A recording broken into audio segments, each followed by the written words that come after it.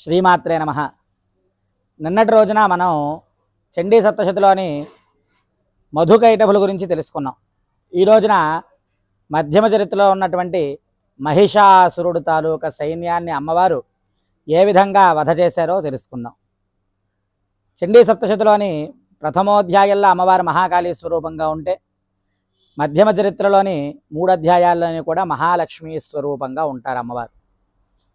ఆ యొక్క అమ్మవారు ఒక యోని నుంచి కానీ, ఒక గుడ్డు నుంచి కానీ అండజంగా పిండజంగా కాకుండా ఉన్నటువంటి శక్తి చేత సంహరింపబడాలి అని చెప్పేసి మహిషాసురుడికి ఉన్నటువంటి వరం.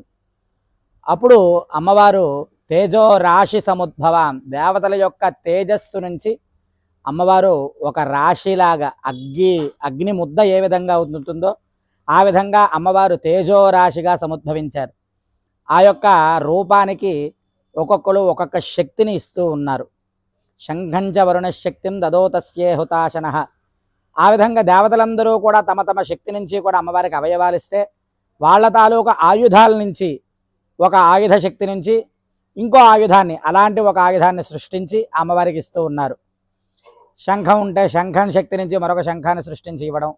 అలాగే మహేశ్వరుడు తన త్రిశూలం నుంచి శూలం శూలాద్వినిష్కృష్య దదోతస్యై పినాకధృక్, శూలం శక్తి నుంచి మరొక శూలాన్ని సృష్టించి అమ్మవారికి శంకరుడు ఇచ్చారు.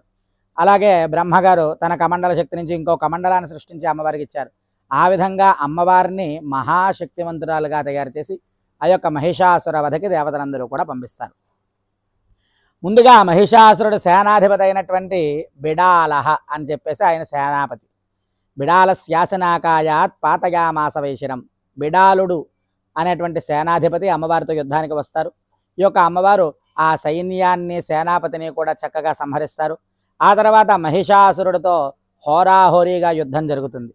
ఆ జరుగుతున్న సమయంలో అమ్మవారు ఎంత శూలంతో కొట్టినా సరే, అలాగే ఒక వజ్రాయుధంతో కొట్టినా సరే మహిషాసురుడు పడుతున్నాడు, మళ్ళీ లేస్తున్నాడు. మహిషం అంటే తెలిసిందే కదండి, గేదె. మగ ఆడదాన్ని గేదె అంటే, మగ మహిషం అంటే దున్నపోతు. ఆ యొక్క మహిషాసురుడు అనేటువంటి అది గేదెకి సంబంధించినటువంటి రాక్షసుడు.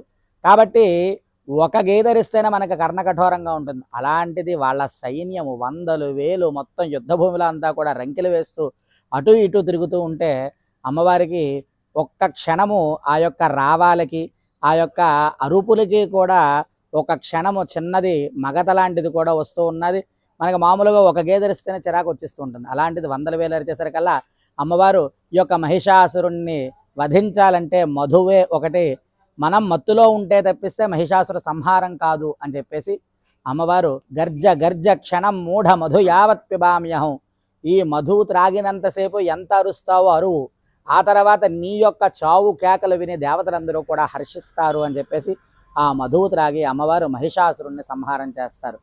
ఇది ఈ రోజున మధ్యమ చరిత్ర సప్తశతిలో ఉండేటువంటి మధ్యమ చరిత్రలో 3వ అధ్యాయంలో అమ్మవారు ఆ విధంగా మహిషాసుర సంహారం చేసిన తర్వాత 4వ అధ్యాయంలో ఈ యొక్క అమ్మవారు మరి మధువు త్రాగిన తర్వాత కాస్త మత్తులో ఉంటారు. మహిషాసుర సంహారం అయిపోయింది, అయినా సరే యుద్ధభూమిలో నిల్చొని అమ్మవారు అటు ఇటు తిరుగుతూ ఉంటే దేవతలందరూ కూడా శక్రాదయ, ఇంద్రాదులందరూ కూడా చక్కగా అమ్మవారిని స్తుతిస్తారు.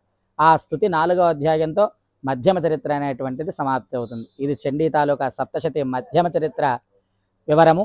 మనం ఉత్తమ చరిత్ర, ఆ తర్వాత ఎలాంటి రాక్షసులు వస్తారో ఇవన్నీ కూడా తెలుసుకుందాం.